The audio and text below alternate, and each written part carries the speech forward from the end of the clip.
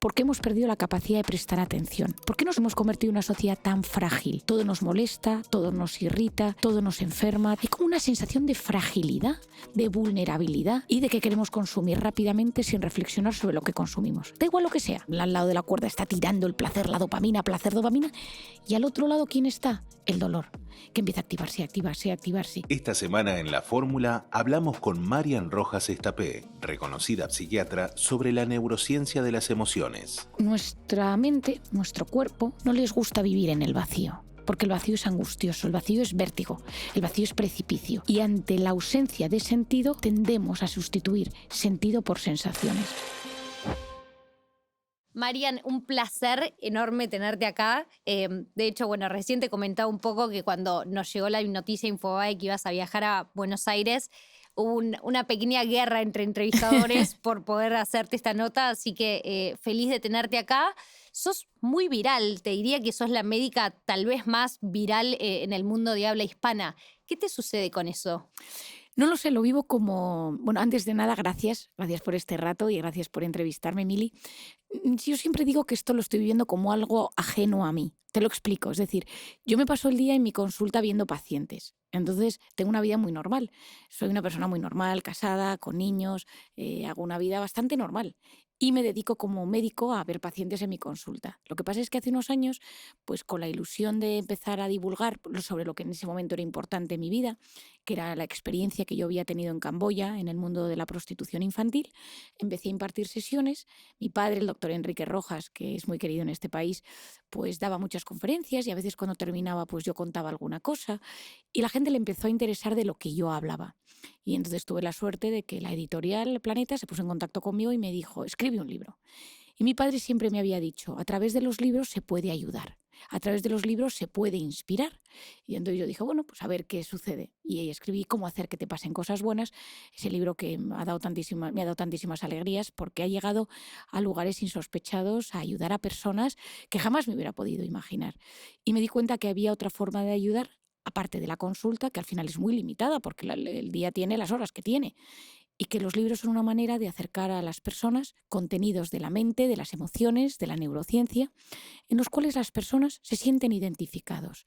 Las personas sufren síntomas físicos o psicológicos y no hay nada mejor que entender lo que nos pasa, porque comprender es aliviar. Si yo comprendo lo que me está sucediendo, me siento aliviado y soy más capaz de gestionarlo. Y ahí empezó pues, a hacer esa divulgación pues, en medio escrito, en vídeos, en podcast, para intentar ayudar a las personas. Sí, soy una total creyente de que ayuda mucho de verdad y cuando uno empieza a comprender, al menos le da una sensación de tranquilidad.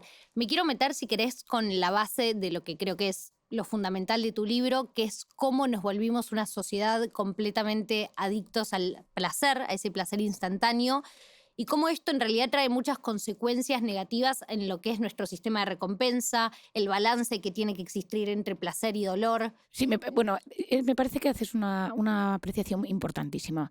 Todo esto comienza, la escritura de este tercer libro comienza, y te lo cuento en modo divertido. Yo estaba escribiendo otro libro, estaba escribiendo un tercer libro distinto a este, pero en mis conferencias y en parte de mi divulgación hablaba de este contenido, de la atención, de la dopamina, y en un momento dado me di cuenta que estaba escribiendo dos libros a la vez. Yo que no tengo tiempo para escribir uno, estaba escribiendo dos. Y entonces me senté con mi editor y le dije, a ver, tengo que decidirme, ¿no? Y entonces decidí cambiar a este, que es el que hemos publicado, Recupera tu mente, reconquista tu vida. Debido a mi trabajo en la consulta, yo observo. Y entonces cuando tú observas a la gente lo que te cuenta, sus dramas, sus fantasmas, pues sus miedos más profundos, sus inseguridades, de lo que se queja, tú a raíz de eso haces un diagnóstico de la sociedad. O sea, a todos nos pasa un poco de esto. Cuando escribí Cómo hacer que te pasen cosas buenas, pues sufrimos de estrés crónico. ¿Por qué? Pues ahí explicaba. El segundo libro, Encuentra tu persona vitamina, era cómo nos vinculamos con las personas, cómo influye nuestra infancia. Hablaba del amor, del sexo, de las personas vitamina. Y este libro era ¿por qué hemos perdido la capacidad de prestar atención? ¿Por qué nos hemos convertido en una sociedad tan frágil? Todo nos molesta, todo nos irrita, todo nos enferma, todo. Hay como una sensación de fragilidad, de vulnerabilidad y de que queremos consumir rápidamente sin reflexionar sobre lo que consumimos. Da igual lo que sea, comida, series, contenido en redes. Es decir, es ese consumo abundante Y eso está teniendo consecuencias, meterle fast a la vida, el que todo dependa de la pantalla, el no tener tiempo para frenar y reflexionar. Y ahí lancé este libro donde yo en el fondo hablo de 3 diagnósticos. El primer diagnóstico de lo que nos está sucediendo es que vivimos intoxicados de cortisol. El cortisol es la hormona del estrés y se activa en momentos donde estamos amenazados. El caso típico es que uno va por la calle, aparece un ladrón, te tira al suelo y te agarra lo tuyo y sale corriendo, ¿no? Pero el cortisol no solo se activa en la supervivencia más física, que te persiga un león, que te atraquen o que hay un terremoto, sino también en la supervivencia emocional. Que venga tu pareja y te diga, tenemos que hablar, he conocido a otra persona, es supervivencia emocional. Y ahí puede ser que se active un pico de cortisol. En la supervivencia social, todos tus amigos quedan a comer, no te avisan, te sientes abandonado, pico de cortisol. Supervivencia profesional. Tu jefe te dice que no está contento contigo y entonces puedes perder el trabajo. Supervivencia económica. Inviertes un dinero o tienes poco dinero, etc. Y el mensaje que he repetido muchísimo y es que el pico de cortisol se activa cuando eso me sucede, pero también cuando me imagino que puede suceder. Esto es una de las ideas que me encantaría que todo el mundo supiera. Cuando digo todo el mundo es todo el mundo. Que mi mente y mi cuerpo no distinguen una amenaza real de una imaginaria. Por tanto, vivimos intoxicados de cortisol. Esa intoxicación de cortisol genera inflamación y una de las cosas que genera a nivel mental es que nuestra corteza prefrontal, que es el segundo gran protagonista de este nuevo libro, que es la zona que me ayuda a prestar atención, se bloquea. Y voy a base de supervivencia. No pienso de forma adecuada. Simplemente quiero sobrevivir. No soy capaz de empatizar, no me concentro, no soy capaz de reflexionar de forma adecuada. Segundo diagnóstico, vivimos intoxicados de dopamina. Dopamina es una hormona buena, como el cortisol. Hoy estamos aquí gracias a que nuestros padres, abuelos, bisabuelos tenían mecanismos de cortisol y dopamina buenos, porque salían corriendo cuando aparecía el león y la dopamina se activaba en el sexo y en la comida, los 2 mecanismos básicos para la supervivencia. Y es fundamental que el placer exista, porque nosotros hacemos las cosas porque existe un placer al hacerlas y repetimos lo que nos gusta. Y el cerebro tiene memoria y el cerebro recuerda lo que le genera placer, lo que le calma, lo que le excita. Lo que pasa es que este sistema de recompensa, que es maravilloso, se vio hackeado por las drogas. Cuando nosotros consumimos unas drogas, la dopamina que se genera en el espacio entre las neuronas, que es la clave, ese espacio que se llama sináptico, es tan sumamente masivo que lo que hace es que excita de forma muy importante, muy intensa a la siguiente neurona y a la siguiente y a la siguiente y a la siguiente, pero como al cerebro eso le está gustando, las neuronas lo están disfrutando, quieren repetir eso. Pero esa liberación masiva de dopamina repetida a lo largo del tiempo puede conllevar un deterioro de las neuronas y que se active la adicción. Y mi cerebro necesita proteger ese mecanismo. Mi cerebro me protege. Si yo me paso el día comiendo dulce, magdalenas a todas horas, pues mi organismo, ¿qué hace? Empieza a liberar insulina para bloquear ese pico de glucosa para que yo no me enferme. Si ya soy diabético, eso puede ser un problema extremadamente serio. Bueno, pues esto que sucede con el azúcar sucede también con la dopamina. Tú me lo decías en la pregunta. ¿Con quién es el que regula ese exceso de dopamina? Al otro lado tienes el dolor.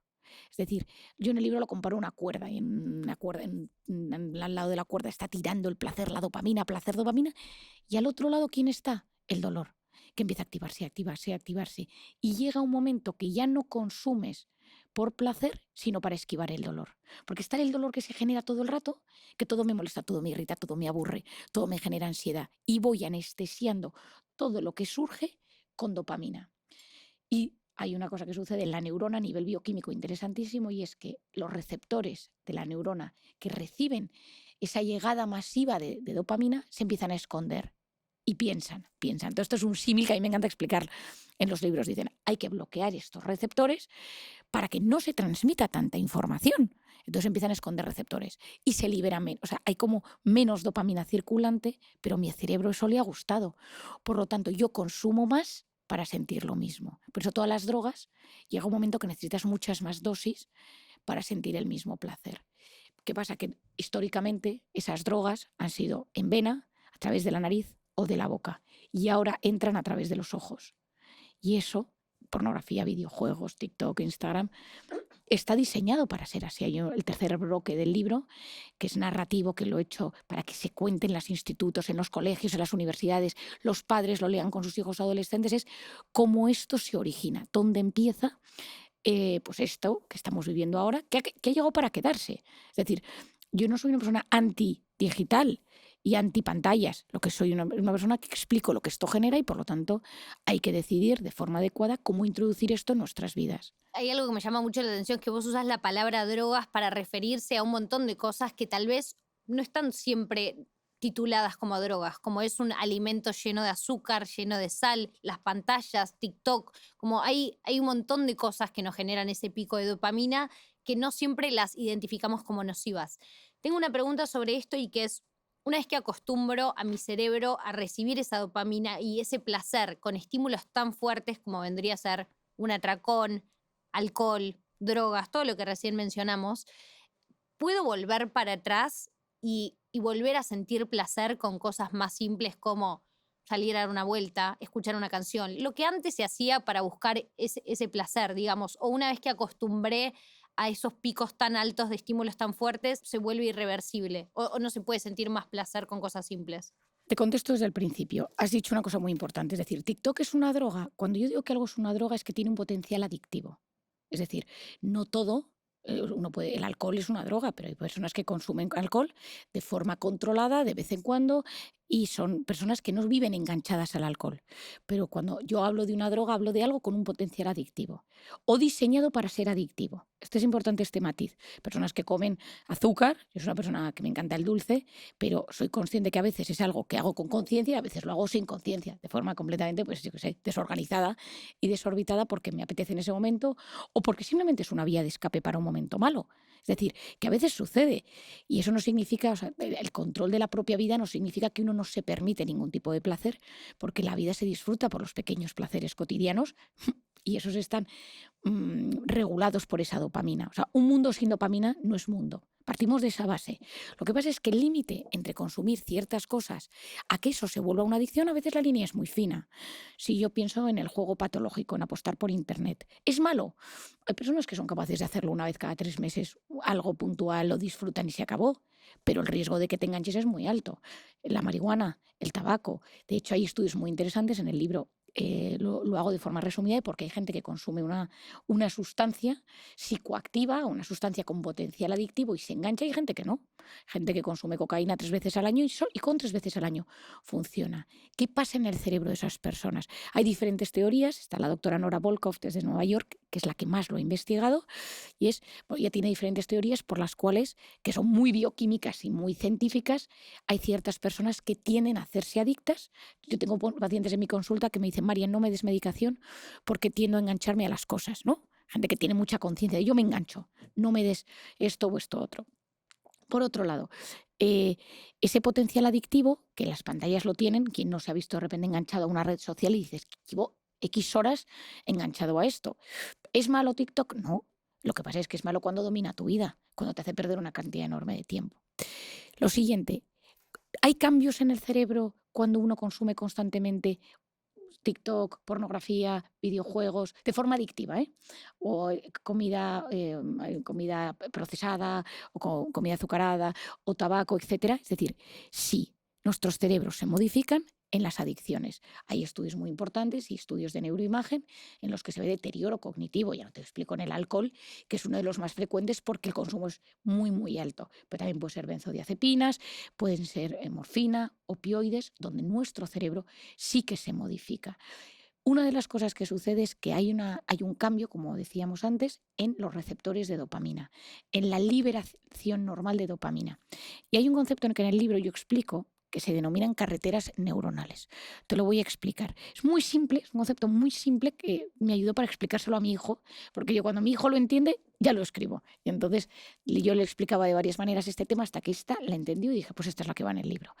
Tú imagínate que tú juegas, voy a pensar en alguien, una persona de 40 años que juega con su hijo al parchís. ¿Aquí en Buenos Aires se juega al parchís? No. No tanto como en España. Dominó, al Sí, típico el perfecto, dominó, sí. un juego de mesa como de Sí, toda sí. la vida. Y entonces empieza a jugar o al ajedrez o tal. Y entonces en ese rato de padre con hijo hay un placer. 5 bolitas de dopamina circulan por la carretera del dominó o del ajedrez. Uno lo pasa bien, uno se ríe, uno tiene ese rato agradable. Está bien. Y es un hábito familiar de juego. Imagínate que a ese niño, al cabo de unos meses, por la comunión, por el cumpleaños, le regalan una Play, videojuegos. Y ese niño empieza a jugar de forma compulsiva a eso. Digo compulsiva en el sentido que no deja de jugar. Mamá, quiero jugar hoy otra hora más, por favor.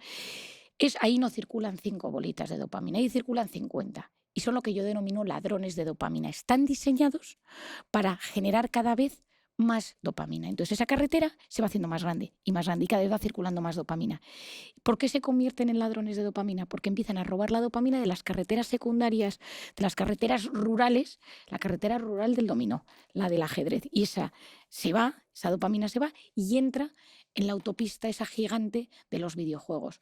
Pasa un año y tú a tu hijo le dices, ¿vuelves a jugar conmigo al dominó? Y te dice, papá, me aburre, no quiero.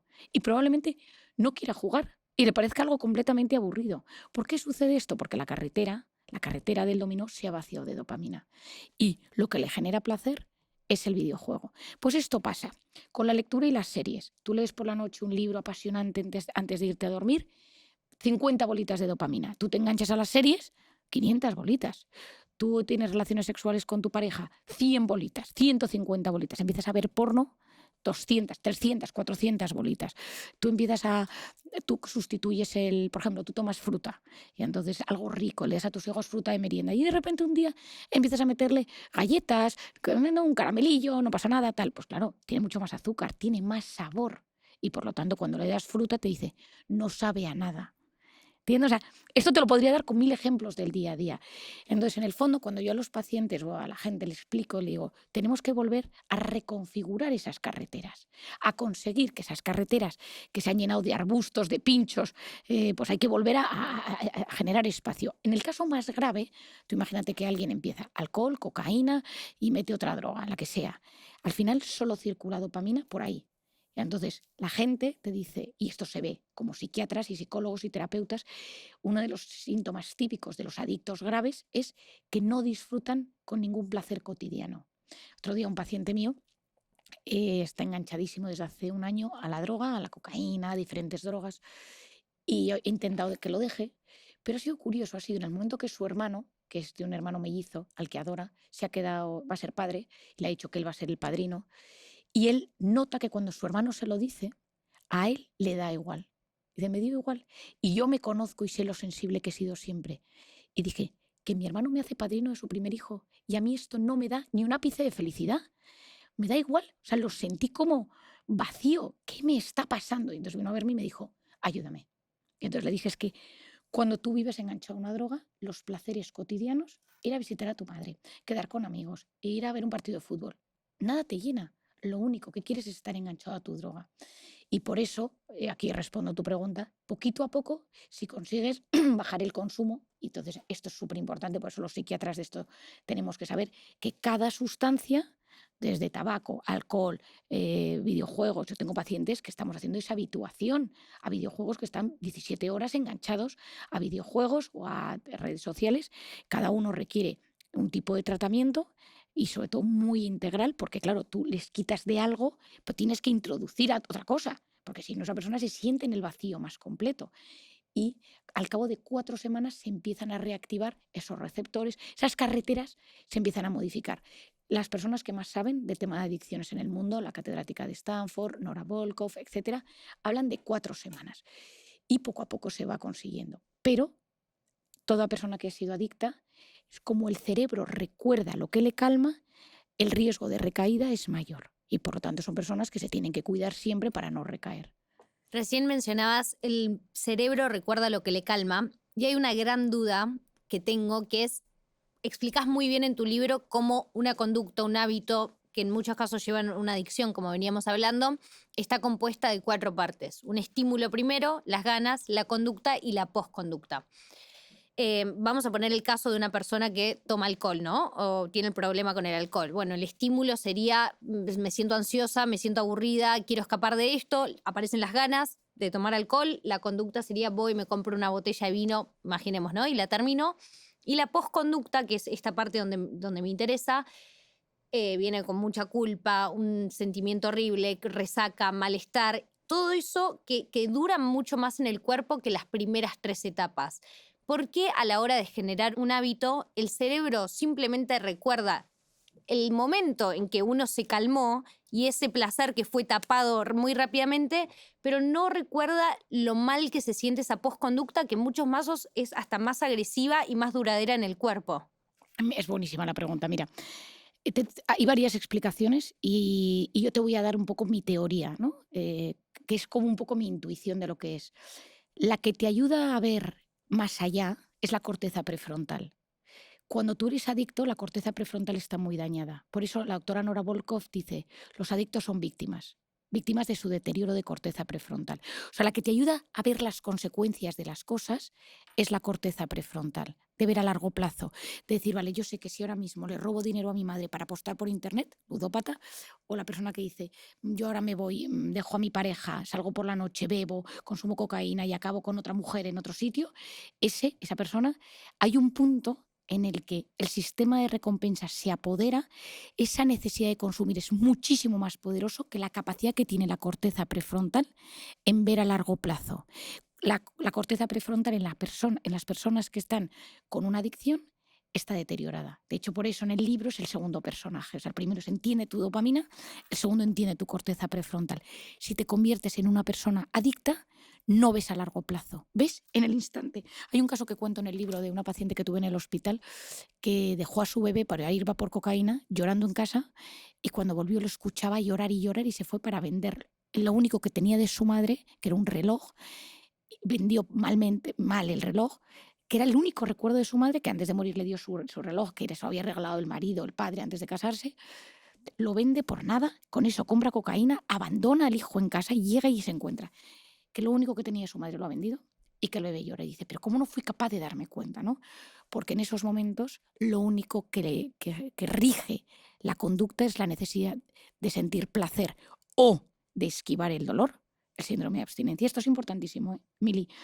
A veces es porque está en la necesidad de placer que nubla cualquier cosa, y la otra es la sensación de malestar que se ha producido al dejar el consumo. Por ejemplo, en una persona que tiene problemas de alcohol, el síndrome de abstinencia. En algunos tipos de drogas, el síndrome de abstinencia es tan sumamente fuerte, no hay corteza prefrontal, y entonces en ese momento lo único que importa es volver a consumir. Hay algo que mencionás a lo largo de todo tu libro que es un poco lo que puede producir la falta de propósito y la falta de sentido, y que muchas veces el no tener ese sentido nos hace sustituir por emociones todo el tiempo. Hay como una obsesión por el no aburrirse, una obsesión por el todo el tiempo ver novedades, sentir cosas nuevas. Mira, la felicidad, en mi opinión, la palabra felicidad está muy manida, se habla mucho de la felicidad, ¿no? Pero bueno, para mí la felicidad es como un estado de bienestar, un equilibrio entre las expectativas que yo tengo con la vida y cómo las voy disfrutando y gestionando. Es decir, la felicidad no es un estado de plenitud constante, eso no existe, al menos en este barrio.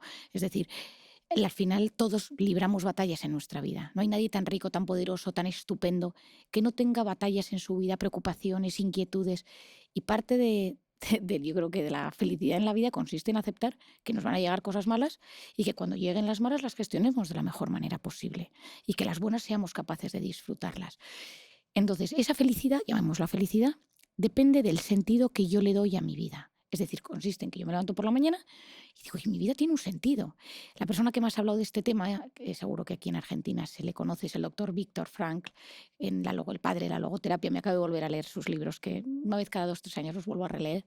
Y como él, en el campo de concentración, pues él llega de origen judío, le arrancan todas las páginas de su nuevo libro, que yo siempre cuando lo volví a leer este año, pensaba en mí, que yo iba con mi ordenador y mis apuntes a todos lados, y me imaginaba si alguien me hubiera quitado todos los apuntes, pues probablemente ya no hubiera escrito el libro de nuevo, porque a veces es esa sensación, ¿no?, de llevarlo todo ahí.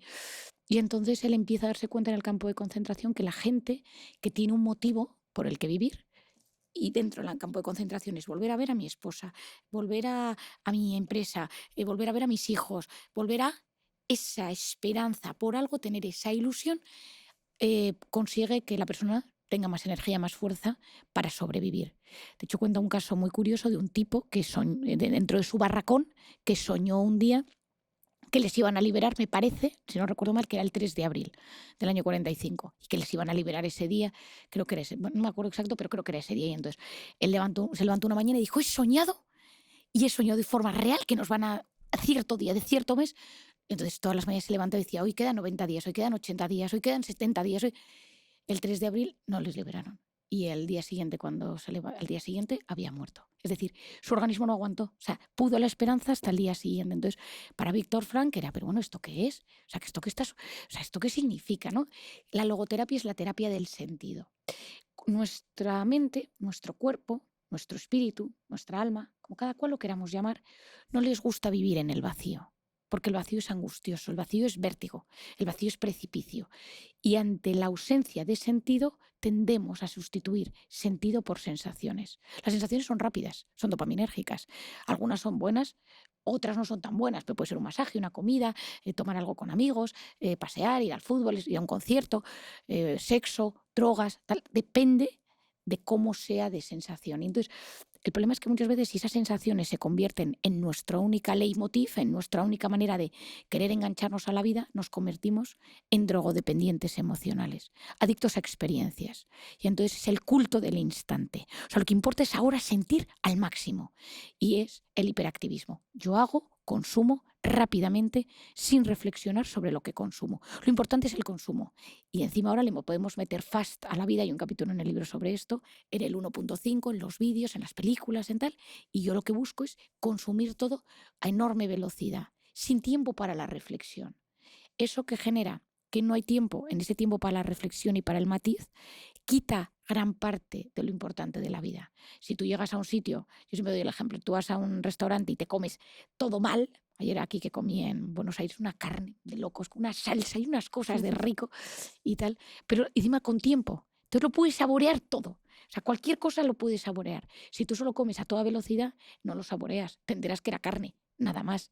No te da tiempo de preguntar qué sabor tiene la salsa, de qué tipo de parte de la vaca o del ternera era. Es decir, el tiempo es lo que ayuda a poderle poner nombre a las cosas, a poder disfrutar de los detalles.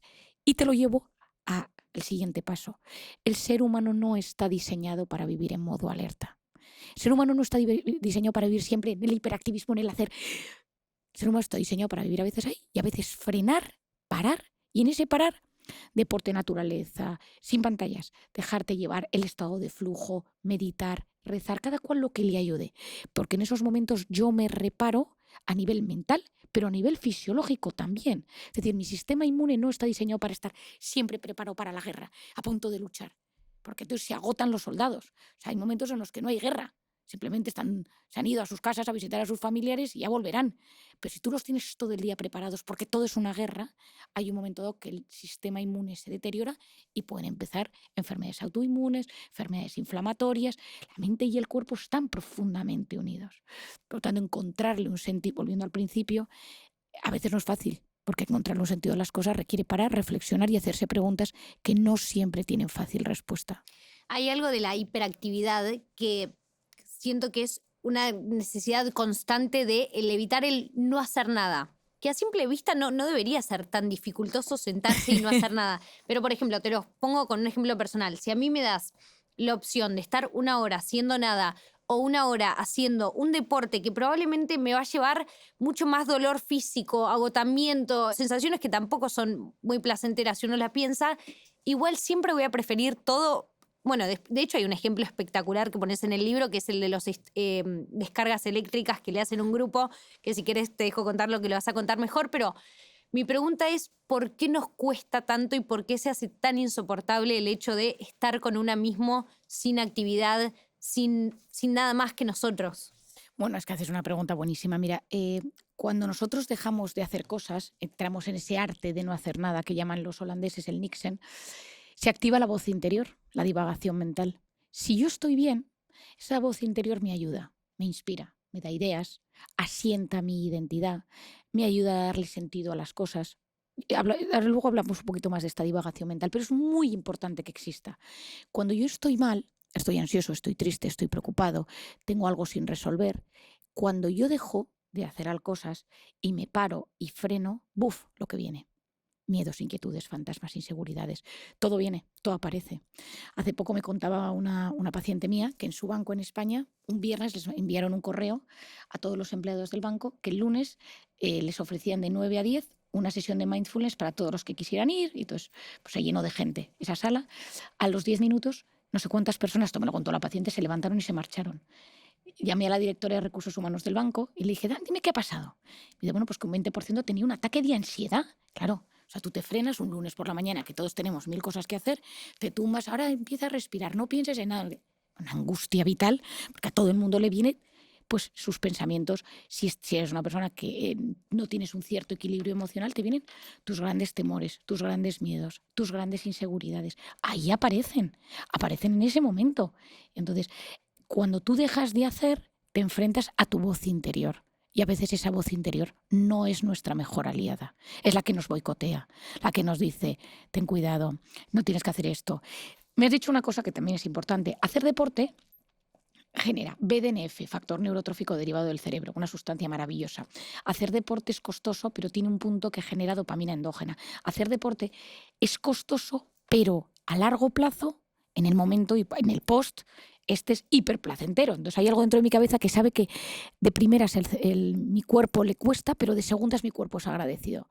Pero hay muchas veces que uno prefiere estar enganchado en TikTok viendo vídeos infinitos de cosas absurdas. Te voy a contar un ejemplo. Otro día me dice un abogado, el esposo de una paciente mía, que él es abogado, tipo muy listo, catedrático, persona muy culta, y me dice, Marian, me ha pasado una cosa que no sé qué es, yo creo que he perdido la cabeza, necesito que me ayudes. Y el otro día mi nieta vino a casa, me pidió descargarse TikTok en el móvil, yo se lo dejé. Mi nieta tiene 8 o 9 años. Y me metí por curiosidad hace un par de semanas a ver qué era lo que había visto, y entonces vídeos de gente bailando, de chicas bailando. Y yo me paso las noches ahora viendo esos vídeos. ¿Qué está pasando a mi cerebro? ¿Qué hago yo con 60 años viendo vídeos de gente bailando? ¿Estoy enfermo? ¿Qué es? Dice, yo digo, pero si yo siempre leía, ¿por qué no leo ahora y veo gente bailando? ¿No? Bueno, pues porque al final cada cual, pues cuando entran esas cosas, pues uno pierde ese control de su vida.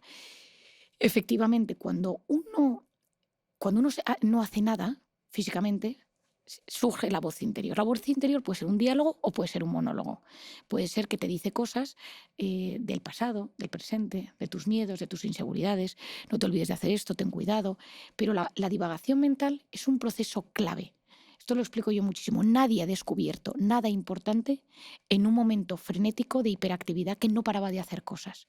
En un momento donde no dejaba de hacer, de consumir. Si piensas, por ejemplo, en Arquímedes, pues él veía los barcos flotar y entonces decía, aquí pasa algo. O si de repente, pues Platón paseando por los jardines de Atenas, es decir, los grandes filósofos. Tengo un libro de descubrimientos en casa que le leo a los niños, y entonces, pues una de las cosas que surge es, y durante meses estuvo dando vueltas, estuvo pensando, pero en esos momentos hay muchos instantes donde uno simplemente un día está pensando y dice, ¿y si es esto? Para llegar a si es esto, necesitas pasar a la divagación mental. Cuando yo escribí este libro, este último, muchos días volviendo de la consulta, volvía andando con el celular metido en el bolso, cerrado, y esos 40 minutos, mi cabeza.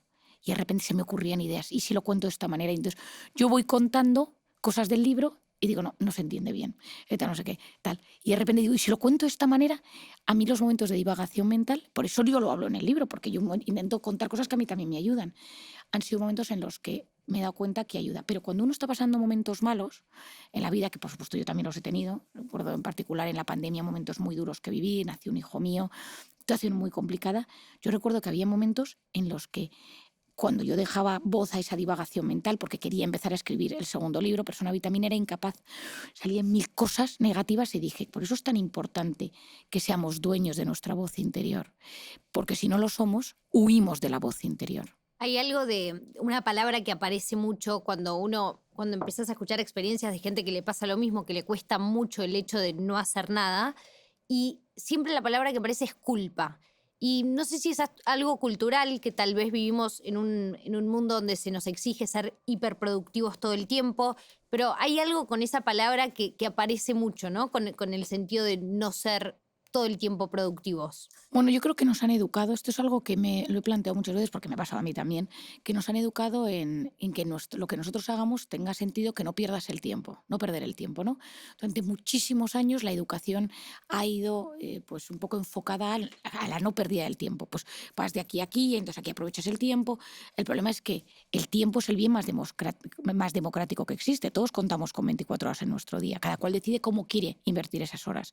Entonces, si eres de los que tienes la suerte que no necesitas dormir, pues tienes más horas para poder ejecutar, pero hay gente muy dormilona y tiene menos horas su día. Hay gente que es más lenta a la hora de ejecutar ciertos temas, hay gente más hábil en la gestión de su tiempo, gente que le cuesta a todo un mundo. El problema es que a lo largo de la vida nos han, y sobre todo en los últimos tiempos, y a nuestra generación, la de nuestros padres y nuestros abuelos, hemos llegado con aprovecha el tiempo. Hay que aprovechar el carpe diem, pero tanto el aprovechamiento del tiempo ejecutivo y eficiente en nuestro trabajo, en nuestro estudio, a aprovechar el tiempo porque nunca sabes lo que puede pasar mañana. Entonces, cuando tú de repente ese tiempo lo dedicas a no hacer nada, que yo lo que digo en el libro para nuestros oyentes, es un aburrimiento permitido. Es decir, me aburro sin culpa. Y de repente dejo de hacer cosas sin culpa, 10 minutos al día, 15. O sea, que decir, no hablo del elogio a una pereza mala. Eso no estoy refiriéndome a eso, sino a soy capaz de gestionar un momento el descanso. O sea, descanso y dejo un reposo mental, cierta quietud mental, que eso es muy bueno, para que ya luego yo pueda ir introduciendo en ese reposo pensamientos de agradecimiento o cada cual como quiera trascender en esa parte pues, más meditativa o contemplativa, que es muy buena para el cerebro y muy buena para nuestra conexión con el entorno. Pero a lo largo de la vida hay un concepto que lo llamo en Encuentra tu persona vitamina, lo llamo la grabadora, que yo creo que puede ayudar en esto para que la gente lo entienda. Cuando yo estaba en consulta, cuando estoy en consulta, una de las cosas que me sucedía hace unos años era que yo desactivo mucho voces interiores negativas. Entonces yo a mis pacientes les digo, ¿cómo te hablas tú? No eres suficiente, no te van a contratar, te vas a quedar solo, nadie te quiere, eres gordo, eres, no sé qué, físicamente, tal. O sea, esa especie de voz interior que a veces nos machaca. Y yo decía, ¿de dónde viene esta voz?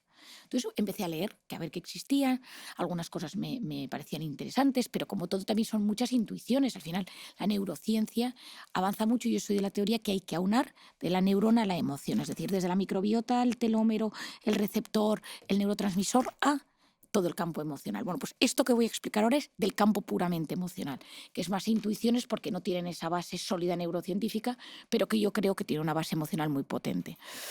Yo suelo explicar que cuando un bebé nace es como que, vas a ver todo el símil, como si metieran un chip en el cerebro en blanco y entonces se pusiera a grabar.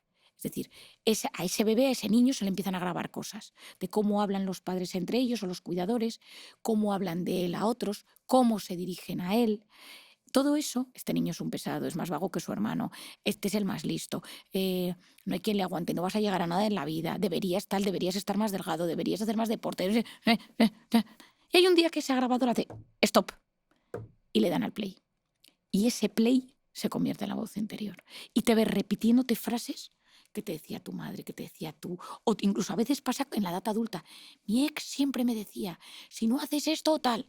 Entonces de repente dices, pero ¿por qué se ha convertido esto en mi voz interior? Bueno, pues mi intuición, después de muchos años viendo pacientes, es que cuando se nos han dicho, y sobre todo en momentos de vulnerabilidad, por la edad, digo, vulnerabilidad a un niño pequeño, tienes que hacer esto, si no, todavía estoy pensando en una chica que veo en consulta, que su madre es una señora muy guapa, muy elegante, que siempre ha tenido mucho éxito a nivel profesional y personal, y tiene varios hijos, pero tiene solo una hija. Y a su hija desde pequeña le dijo, solo te querrán si eres delgada. Entonces, esta le encantaba comer. Y la familia del padre es tendencia más gordita y come mucho y encima tiene un restaurante, no sé qué. Y entonces, esta desde pequeña pues siempre le ha sobrado algún kilo y la madre, no te van a querer, te quedarás sola, tal. A día de hoy, pues no tiene pareja y entonces ella es, no tengo pareja porque tengo un problema con la comida. Entonces no se puede quitar eso de ahí.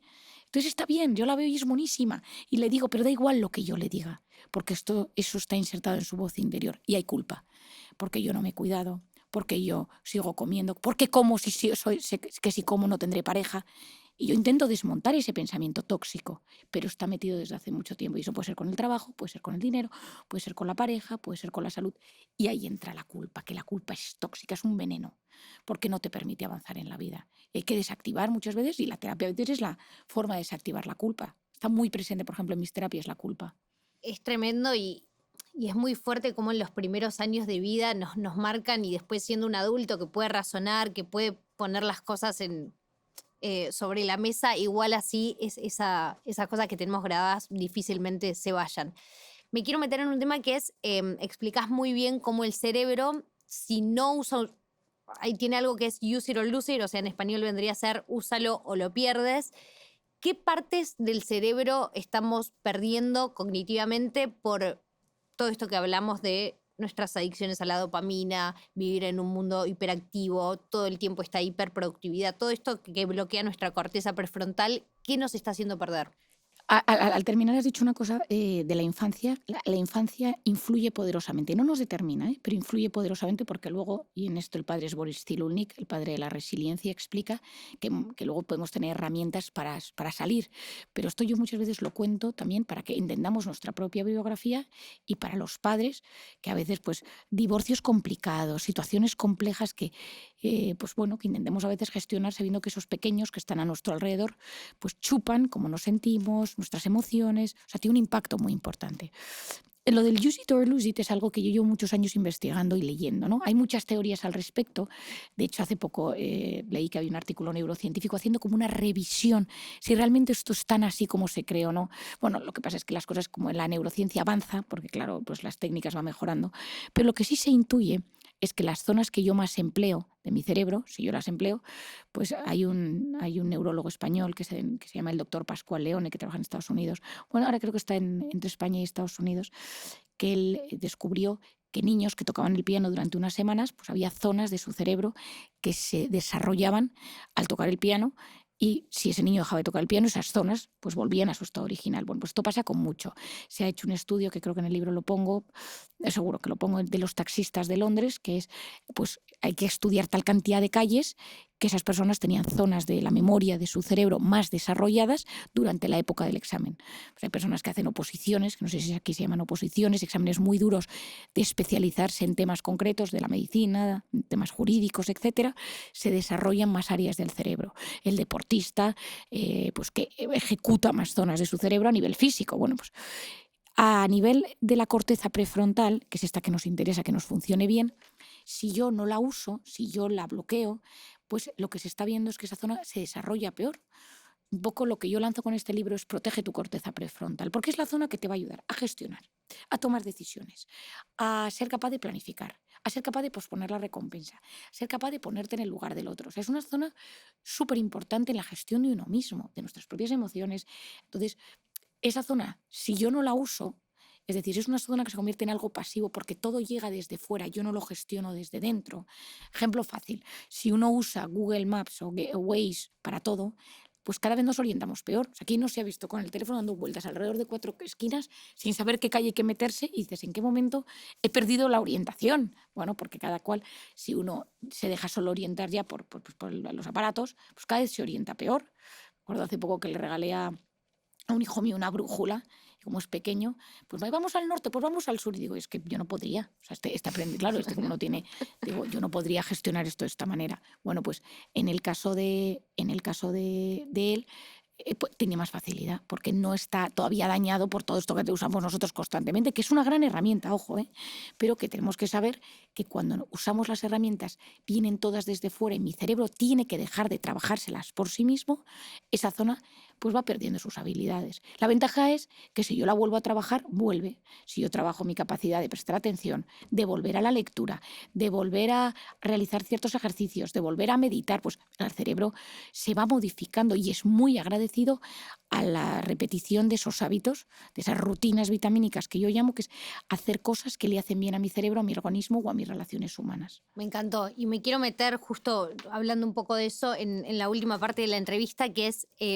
contarle a la gente que nos está escuchando algunas, no creo que nos dé el tiempo para todas, pero algunas de tus rutinas vitamínicas, que me encanta ese término, como para paliar un poco o al menos intentar moderar esta vida de abusos de placeres que un poco llevamos.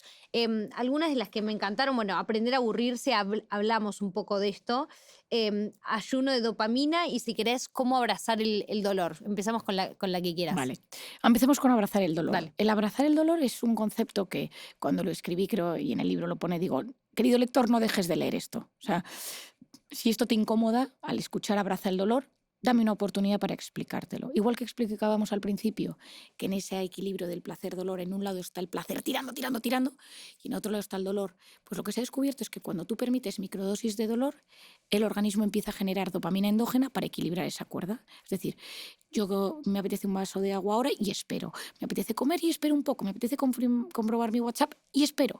Me duele, tengo un poco de frío, pero aguanto, no me quejo, no estoy. O sea, cada sensación que me llega no cubro esa necesidad en el instante, sino que permito una microdosis de malestar y de repente uno nota que eso va. Si esto lo exageras, si lo llevas un poco más, por ejemplo, aquí en Argentina la gente esquía mucho.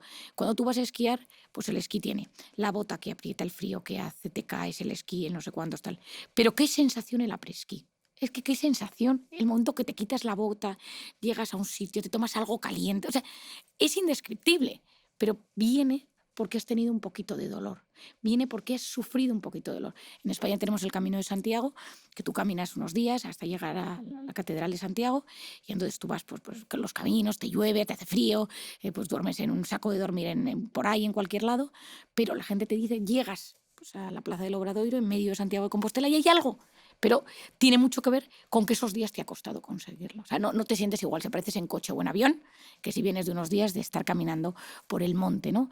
Es decir, y llevado todavía más al extremo de abrazar el dolor, esto se ve, si alguna persona que me escucha dice, no entiendo bien, el adicto que ha salido de la adicción muchas veces lleva su cuerpo a sensaciones muy dolorosas, desde ducharse con agua fría, baños de hielo, subir la montaña descalzo a menos 10 grados, no sé qué, o sea, como que dices, bueno, pero ¿cómo aguanta ese dolor? Porque esa dopamina que se le genera le recuerda a la dopamina de esa época. O sea, es decir, es una generación o liberación de dopamina muy potente. Por eso hay muchas personas que llevan a su organismo pues, a sitios extremos. Yo un poco lanzo un mensaje también a nivel educativo, y yo lo intento en mi micromanera, que es no satisfacer cualquier cosa que me apetece en el momento, sino ir educando un poco esa cuerda placer-dolor. Oye, que te llega el dolor, es que a veces llega, y a veces tengo una molestia y aguanto. Me preguntabas eso, el ayuno de dopamina. El ayuno de dopamina fue un concepto que se lanzó en Silicon Valley hace unos años, que fue viral, que fue ayunemos de dopamina. Estos nos adelantan porque estos son los que van más avanzados y se dieron cuenta de que todo este tema de la dopamina pues era un tema que realmente pues, es adictivo, ¿no? Todo este sistema de recompensa lo conocen muy bien, y como que lanzaron una especie de pues, proyecto de hagamos un día a la semana, un fin de semana al mes de ayuno de dopamina. ¿Cuál es la realidad? A día de hoy no somos capaces de controlar cuánta dopamina liberamos. Y no es bueno dejar de liberar dopamina, porque al final la dopamina está en cuando abrazo a mi pareja y llego a casa, cuando como algo rico y me gusta, cuando mantengo relaciones sexuales. Es decir, no podemos quitar la dopamina de nuestra vida, es maravillosa. Pero decir, de lo que yo estoy más enganchado, voy a quitármelo durante unos días. Si yo soy una persona que como mal, durante una semana voy a comer bien. Voy a intentar comer bien, significa más saludable. Y voy a quitar todo eso que es más dopaminérgico. O esta semana no voy a mirar TikTok. O esta semana no voy a jugar a videojuegos. O esta semana, es decir, en algo que yo sé que estoy un poco más enganchado, es decir, que libero más dopamina de la normal, o sea, tengo esa intoxicación, entre comillas, de dopamina, la voy a gestionar con un pequeño ayuno para ver qué pasa. Es que la gente es muy agradecida. Cuando eso lo hace, las personas te dicen, Marian, pero bueno, ¿cómo es posible? O sea, es que no sabes lo bien que me siento. Hay otro concepto en rutinas vitamínicas que me fascina, que es el estado de flujo o el flow, que el flow es un estado donde yo me pongo a hacer algo con un poquito de dificultad, pero esa dificultad no me bloquea, donde yo disfruto más del proceso que del llegar a hacerlo. Ejemplo, cocinero que se pone a hacer platos y de repente mira el reloj y han pasado 3 horas. El poeta que se pone a escribir sus poesías y de repente se ha pasado toda una mañana y se le ha ido la sensación del tiempo.